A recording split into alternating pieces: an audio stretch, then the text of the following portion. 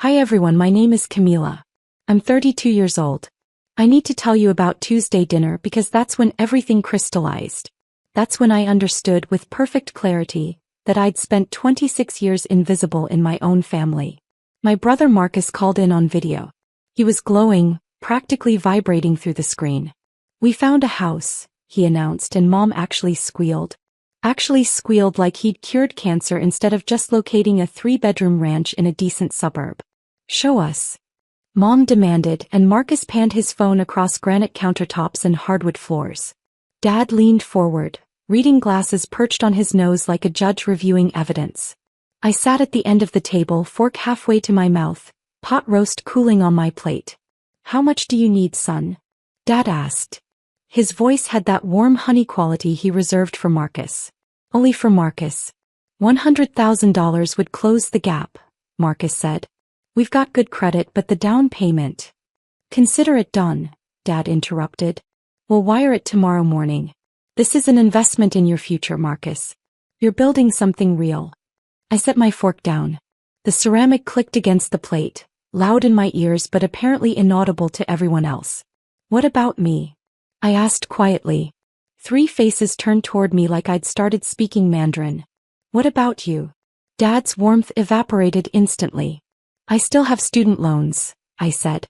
My voice stayed even through practice. Interest at 6.8%. I'm working 2 jobs. You refused to help with school. You said it wasn't a good investment. You went to state school, Dad said, dismissive. For graphic design. Unserious. I asked for $15,000 for tuition, I continued. You gave me an Applebee's gift card for Christmas that year. Marcus got the BMW. Marcus was studying business. Mom cut in, defensive now. Real career prospects. You were always so artistic. She said it like a diagnosis. Marcus shifted on screen, uncomfortable maybe, but silent. Always silent when it mattered. I paid my own way through everything, I said. My hands felt cold. I worked campus catering. I worked retail on weekends.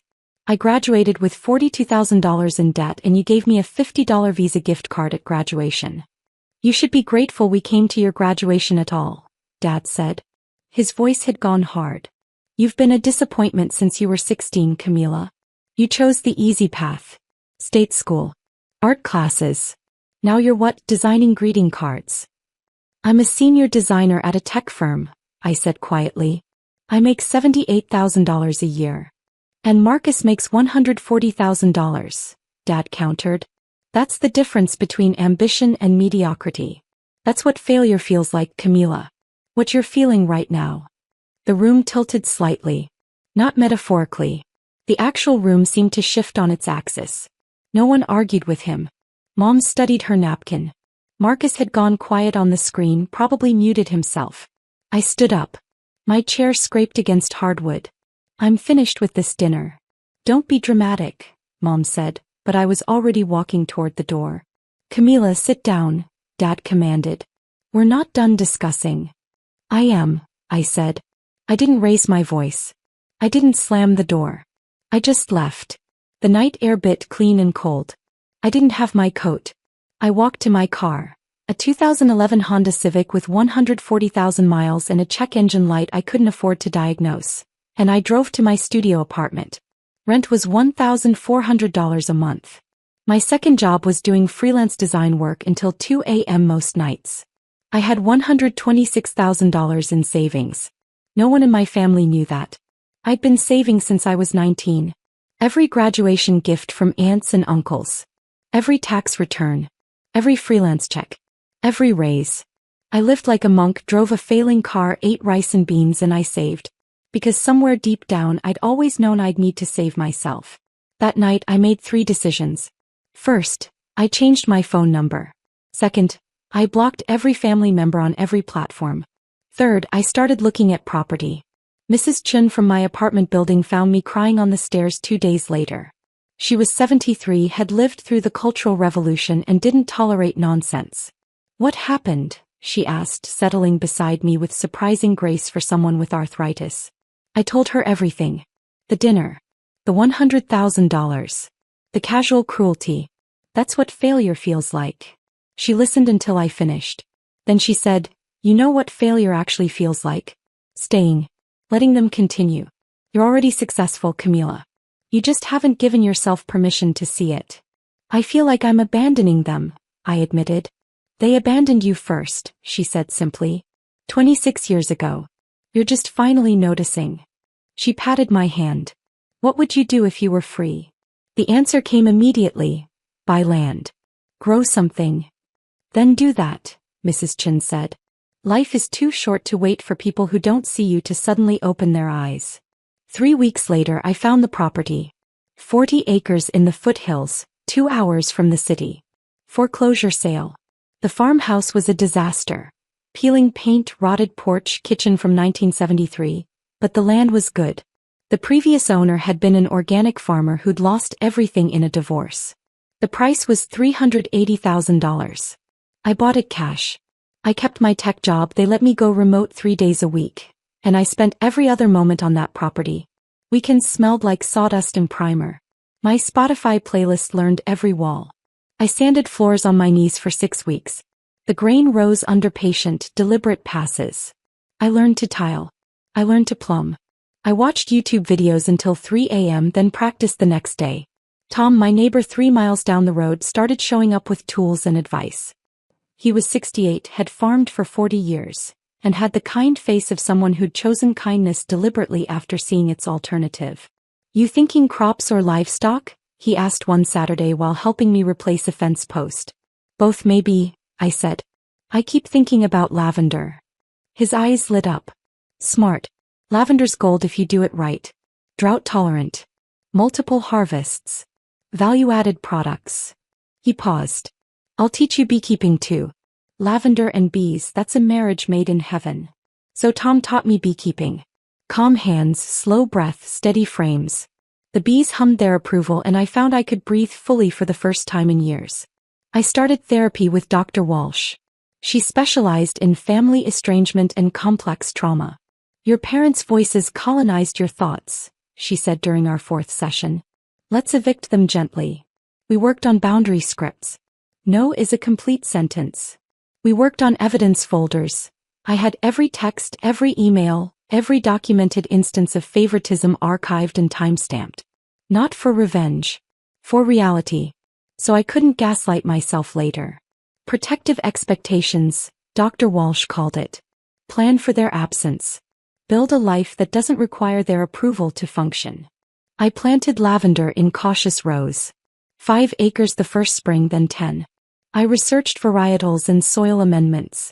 I joined farming forums and took extension courses. The work was brutal and satisfying in equal measure. My tech job stayed stable. My boss Dana didn't ask questions when I requested permanent remote work. "You're producing excellent work," she said. "Where you do it doesn't matter to me."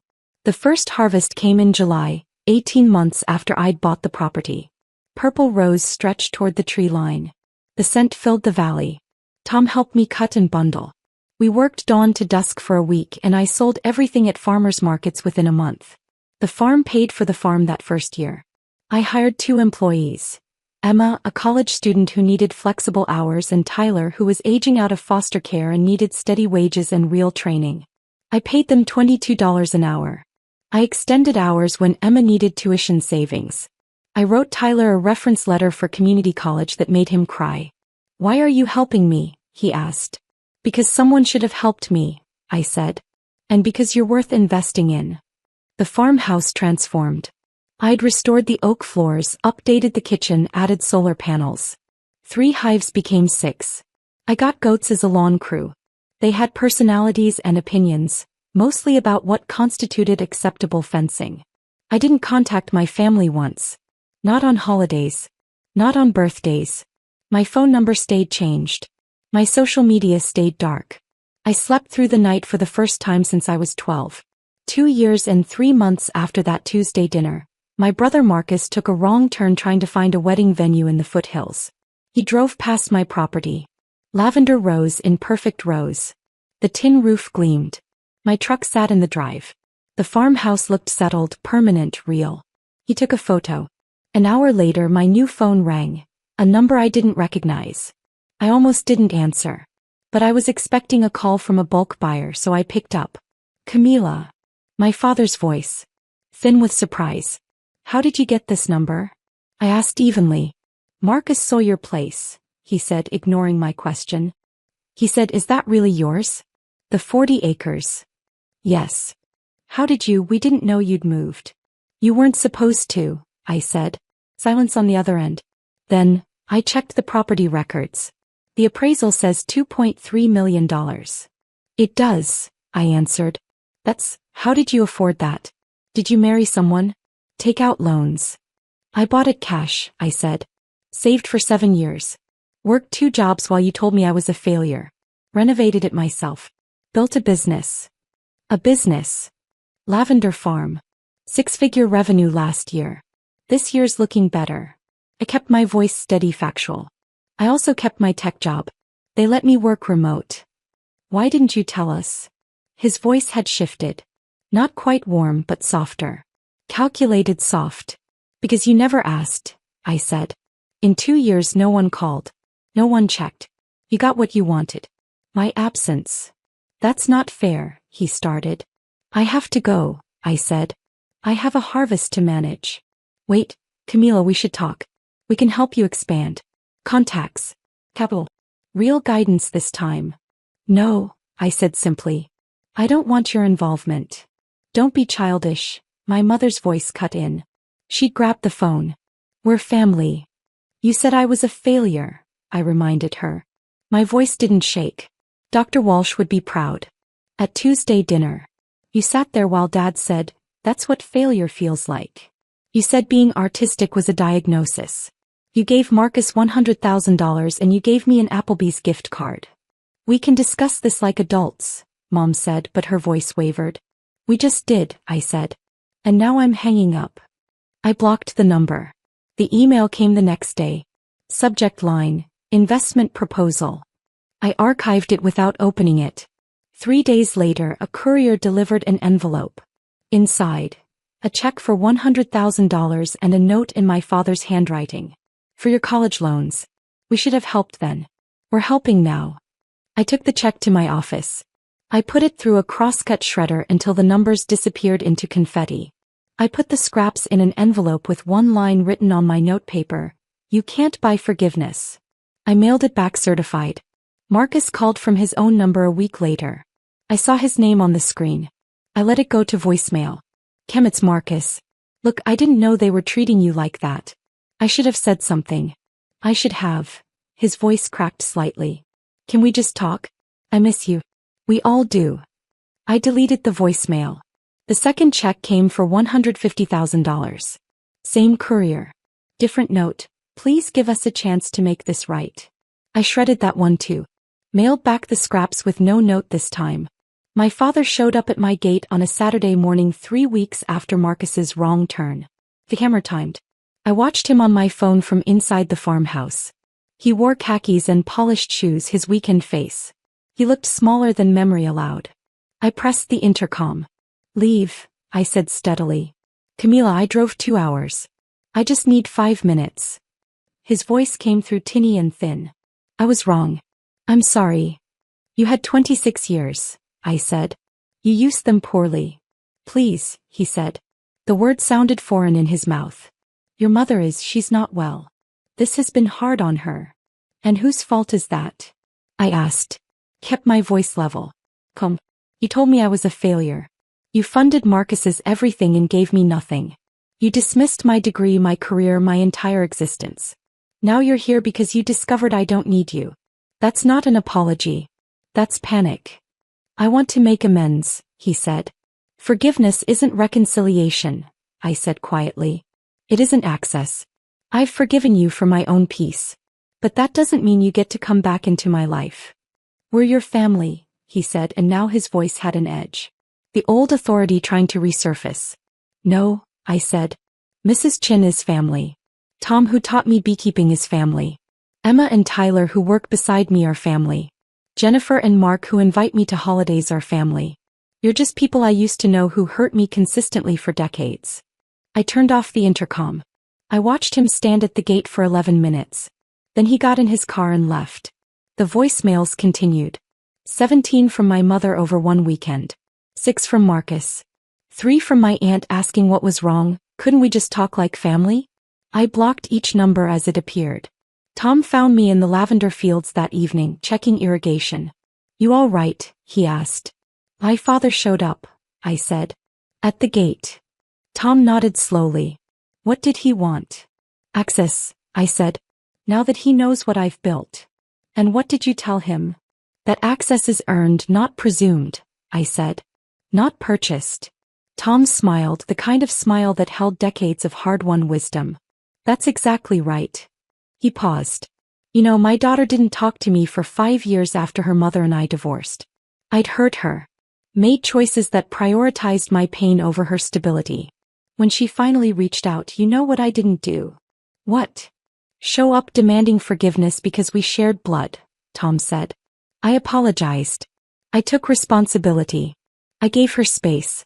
I let her decide if and when I earned my way back. That's what love does. It waits. It respects. It doesn't demand. They're not going to wait, I said. Then they're not going to get what they want, Tom said simply. And that's their problem, not yours. The emails escalated. My father sent a business proposal. He wanted to partner on expanding the farm. He'd contribute expertise and capital for a stake in the business. I replied once, the farm is not for sale. Do not contact me again. My mother sent a long email about family legacy, about how I was breaking her heart, about how she'd given me life and I owed her at least a conversation. I didn't reply. Dr. Walsh had warned me about Darvo. Deny, attack, reverse victim and offender. They'd make themselves the wounded party. They'd rewrite history.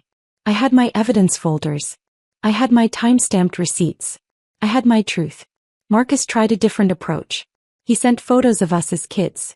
Him teaching me to ride a bike, us at Christmas family vacations I'd forgotten. We used to be close, he wrote. Don't throw away everything because of money. I stared at those photos for a long time. Then I wrote back the only message I'd send him. We were never close, Marcus. You were the sun and I was expected to orbit. Every photo you sent, I can tell you what happened before or after that ruined it. The bike photo? Dad yelled at me for 10 minutes because I scratched the paint.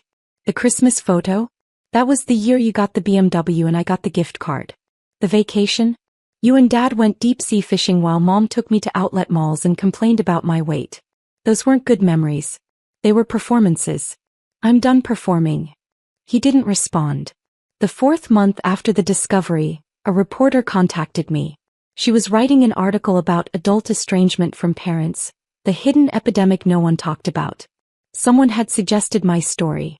I agreed to be interviewed on the condition of anonymity initially, but halfway through I changed my mind. Use my name, I said. Use everything. The article ran in a major Sunday magazine. The hidden cost of family loyalty. My full name. My story. The $100,000 for Marcus. The Applebee's gift card for me. That's what failure feels like. My farm. My success. My boundaries. The article went viral. My inbox flooded with messages from strangers. This is my story too. Thank you for saying it out loud. I thought I was the only one. My father sent one email after the article published. Subject, how could you? I didn't open it. My mother called from a new number. I answered because I didn't recognize it. You've humiliated us, she said. No greeting. Everyone we know has read that article. Your aunt called crying. Marcus's colleagues are asking him about it. How could you air private family business? You made it private business when you treated me like I didn't exist, I said calmly. You made it private business when you funded Marcus's entire life and told me I was a failure. I just made it public truth. We'll never forgive this betrayal, she said. Then we finally agree on something, I said and hung up. I blocked that number too. The harvest came again. Year 3 on the property. The fields were established now, mature. Emma and Tyler worked beside me, along with 3 new part-time workers I'd hired for the season. We cut and bundled in efficient rhythms. The market orders had tripled. I'd added value-added products. Lavender honey from Tom's teaching, essential oil through a co-op partnership, dried bundles that sold at boutique shops. The farm generated $220,000 in revenue that year. After expenses and payroll, I cleared $140,000 profit. The same amount Marcus made in salary at his corporate job. Except I own my land. I own my business. I owed nothing to anyone. Emma left for UC Davis that fall on a scholarship for sustainable agriculture. I kept her summer position open. You'll always have work here, I told her. Tyler enrolled in community college for environmental science. He showed me his schedule with trembling hands. I never thought I'd be able to go, he said. You earned it, I said. Keep going. The farmhouse felt settled now. I'd planted a garden, vegetables and herbs, cherry tomatoes that Tom said would take over the world if I let them. I cooked meals I actually tasted. I invited neighbors over. I hosted a harvest dinner with 30 people crowded around tables in the barn. Mrs. Chin came 3 hours on the bus. She brought soup and a check for $500. An investment, she said when I tried to refuse. I invested in you. You multiply everything you touch. I framed that check. I didn't cash it. Jennifer and Mark, the couple who ran the farm 2 properties over, became the kind of friends who showed up with coffee and stayed for hours. Their kids called me Aunt Camila. I taught their daughter Emma Rose to identify lavender varieties. She was 7 and asked careful, curious questions. Why didn't your family come to the harvest dinner? She asked once. Because they're not part of my life anymore, I said honestly. Did they do something bad?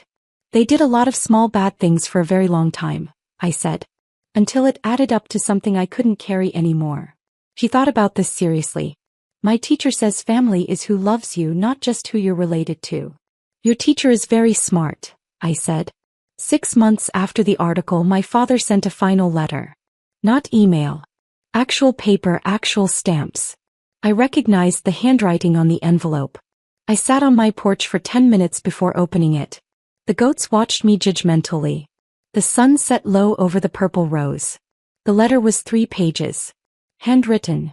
It started with, Dear Camila, and ended with, Your father who loves you. In between, it said everything I'd needed to hear at 16, at 22, at 28. It acknowledged the favoritism. It admitted the cruelty of that dinner. It recognized the years of dismissal. It apologized. It also asked, carefully, humbly, if we could start over. Not as we were, but as something new. Rebuilt from honesty instead of obligation. I read it 3 times. Then I wrote back. 1 page. Thank you for this letter. I've waited a long time to hear these words. I forgive you. I genuinely do. But forgiveness isn't reconciliation. It isn't access. It isn't a relationship. I've built a life here that works. I've built a family that sees me. I've built peace that doesn't require your approval or your presence. Maybe someday that will change. But not today. Not this year. Maybe not ever. I hope you understand. I hope you're well. But I need you to understand. The gate code won't change. The blocked numbers will stay blocked. This is my boundary. This is my life. I'm keeping it. I signed it Camila, and mailed it without a return address. Year 4 on the farm. The lavender stretched toward the tree line in established rows. I'd added 15 more acres in production.